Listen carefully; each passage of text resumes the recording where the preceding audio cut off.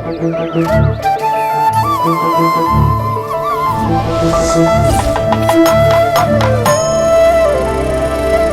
போற விளக்கு தான் அநியாயத்துக்கு பிரகாசிக்கும்னு சொல்லுவாங்க.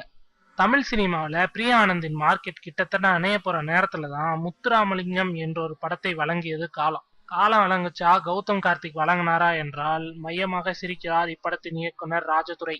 எல்லாம் கௌதம் கார்த்தியின் பிரஷர் தான்பா. நல்ல வேலை பிரியா ஆனந்த் தான் எனக்கு ஜோடின்னு வம்படியா நின்றார் கௌதம். இல்லனா நாங்க ஒரு நல்ல நடிகை இந்த படத்துல யூஸ் பண்ணாம போயிருப்போம் என்று கூறிய ராஜதுரை அதுக்கப்புறம் சொன்னதுதான் ஆல் கிளாஸ் ஆஹா. படத்துல சிலம்பம் சண்டைக்கு முக்கியத்துவம் கொடுத்திருக்கிறோம், இதற்காக 40 நாள் சிலம்பம் கத்துக்கிட்டார் கௌதம். ஃபைட் காட்சிகள் அவருக்கு மட்டும் இல்ல, படத்தின் ஹீரோயினான பிரியா ஆனந்துக்கும் இருக்கு. ஒரு சீன்ல 30 அடி அகலமுள்ள கிணத்தை தாண்டணும். நாங்க தயங்கி தயங்கி பிரியா கிட்ட சொல்ல நான் ரெடி என்று இடுப்பில் ரோப் கட்டி கொண்டு தயாராகி விட்டார் அவர். அப்படி ஒரு போல்டான பெண்ணை நான் பார்த்ததே இல்லை. அவ்வளவு ஆழமான கிணறை எட்டி பார்க்கிற யாரும் தாண்ட யோசிப்பாங்க.